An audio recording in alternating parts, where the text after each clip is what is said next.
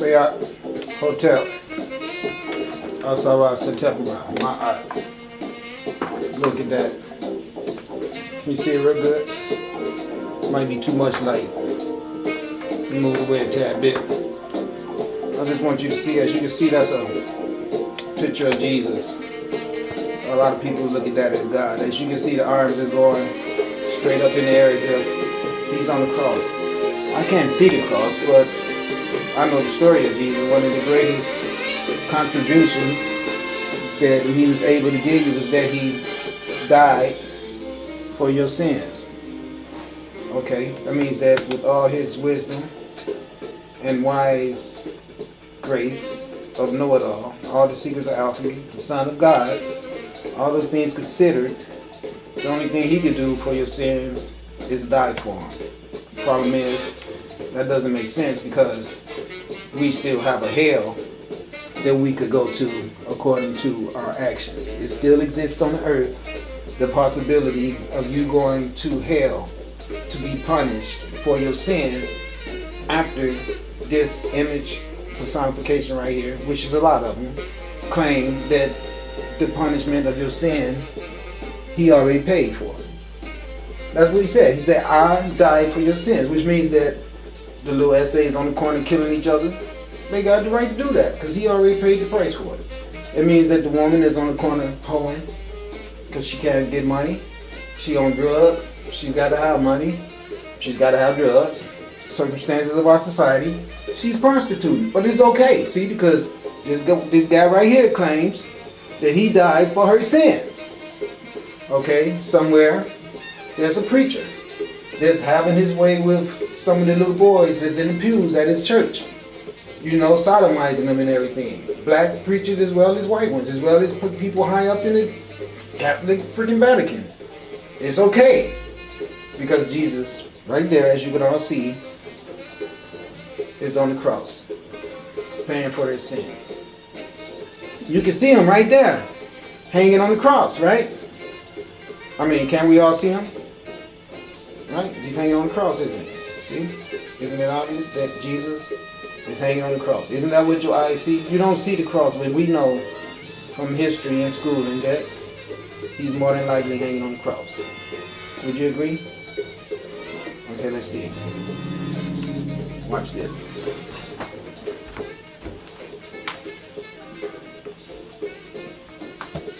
Okay, what is he doing now? Is he on the cross? No, I don't think so. You know what he's doing now? He's just kicking it. See? See the difference? It's all in the way you look at it, isn't it? See, right now he's just some cracker at the beach. You understand? It's just in the way you look at it.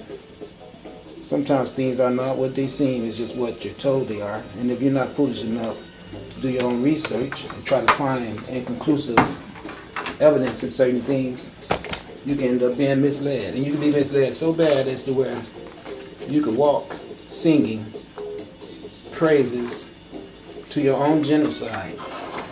And what is really crazy is that the praises you be singing might be giving praises to the hands of your genocider. Imagine that. Okay, now I'll put this right here so you can really see it. I want you to see your God.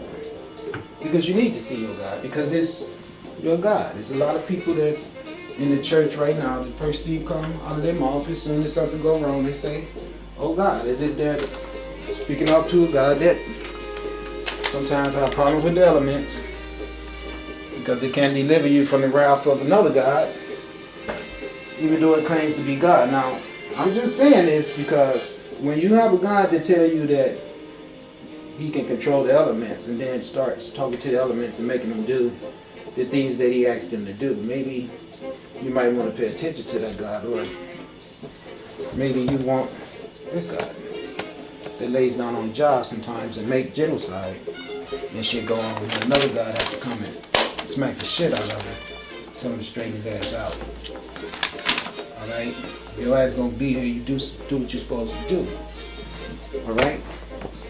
Now you sit your ass there so people can see the person responsible for the mess we all in. Now listen to this. It says, Jesus Christ is widely recognized as the greatest man who ever lived. Not in my book. I guess to some people that could be true. This is from the Kingdom Hall of Jehovah's Witness, because they are Jehovah's Witness, but they're Jesus, Jehovah, same thing, I guess. I'm confused, as always. But anyway, what's written is that Jesus Christ is widely recognized as the greatest man who ever lived. Again, according to them.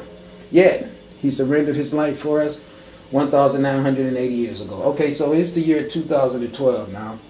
So that means if the earth is only 2,012 years old and Jesus died 1,980 years ago, that means that there had only been 32 years of actual life on the earth.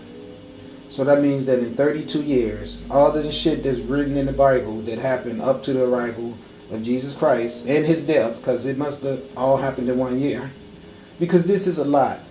For the earth to only be 2,012 years, as far as man go, Jesus died 1,980 years ago. So that only left 32 years for him to come and die. Wow, that's amazing. Only problem is, in that 32 years after he came and died, we seem to have lost track of all the other things that went on the earth, like the whole history of us melanated people. Now this is what should be an important thing to find out in the eyes and the missions and the quest for cognitive information. Nothing should be greater than that. Every white person on this earth, more than anyone that wants to follow the Jesus story, should try to bring sustainment to his existence, because right now the light ships are here to say to you, you could be wrong. All the shit that you've done and all this stuff that you've caused on earth, in the name of this religion, what if you're wrong? What if Asar is a time traveler? What if they were commissioned from the goddess to come through space and to come into this earth and to wake you all up and show you the wicked evil that had been done to you to put you all to sleep? What if the story that Asar is claiming about this imposter god right here is true? Wouldn't you want to know? Because so much depends on it. Because if you're going to go to the Duat with Asar for believing in this shit, you better be believing in something that's going to be making what Asar is saying wrong. But so far, he's been proven that he's right.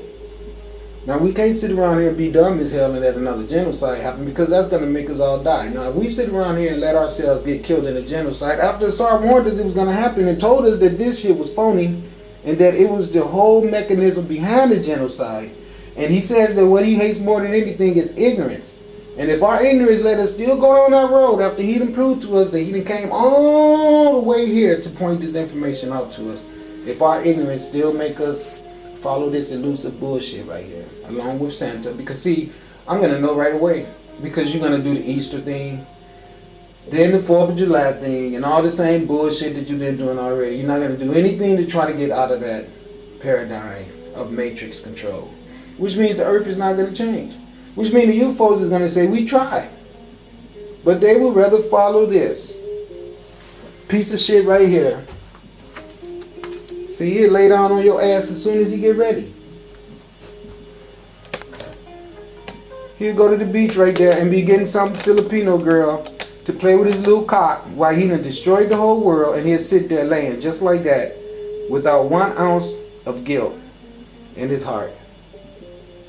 And we all know that. We go all over the planet and see them living good everywhere because they perpetuated this religious bullshit and brainwashed everybody. Now, like I said, they say he came and died 1,980 years ago. So, this time, realm of time and space is 2012. Okay? You see him relaxed all on my wallet, don't you? He can do that. Because it's real soft, because ain't no money in it. Thanks to his ass. That's the true reality of it all. Everybody is broke because all us black people give all our money to this guy. And he fools our asses into accepting everything white as being great. And we're not white. Nothing on the earth is. So we give everything that should sustain everything on the earth to a dead man. Who's not really dead, because as you can see, he's laying well awoke, chilling, enjoying life, laying at the beach, because we pay all our money to Bishop Blake and TD Jakes and Creflo Dollar and all the many Christian temples all over the planet that suck black dollars out and never give them back. But they invest them into prisons and everything. And this is the mastermind guy that's behind it all. Him and the Pope.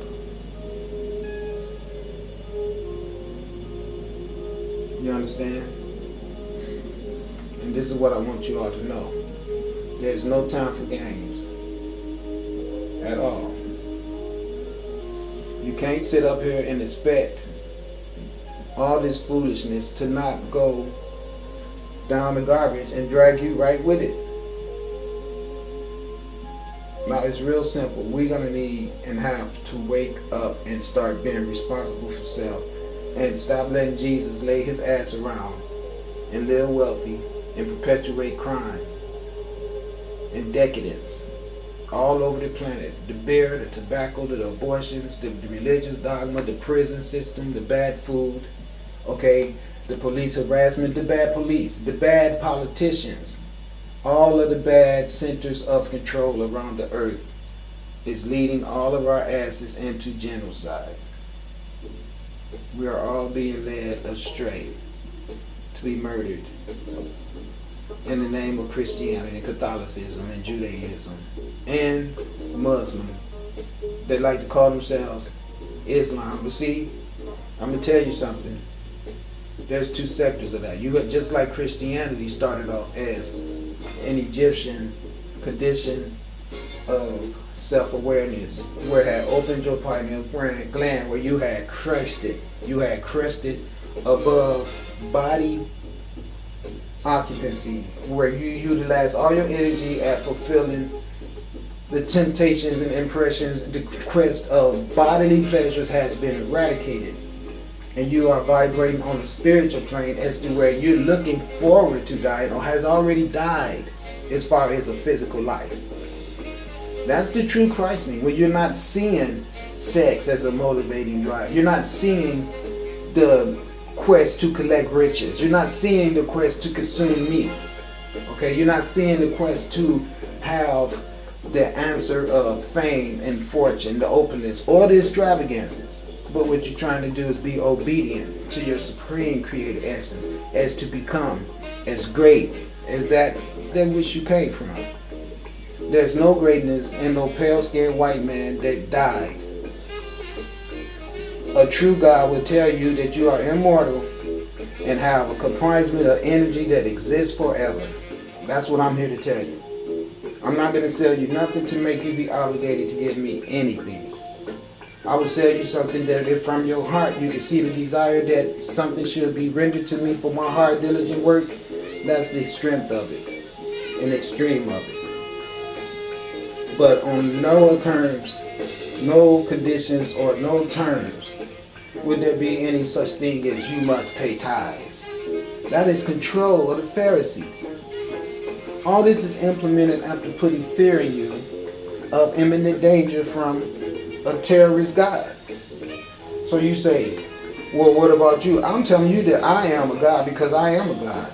I'm not telling you that I'm here to kill you. I'm telling you that I'm here to give you instructions that if you do not follow, you will die. So I am here to kill you if I find my job something stupid and not necessary and just sit around as the person appointed to come and do it and then don't put any diligence in it. I'd be killing you. But when I'm telling you that I've been sent here to kill you because I know for a fact that I'm telling you about your state of deadness, that's what I'm trying to kill. That dead spirit inside of you. And rise your ass up to a new living perpendicular because you're dead and you don't understand that. See, that's what's making you be dead. You're looking at it. Right there. And if I remove this, you see, it dies.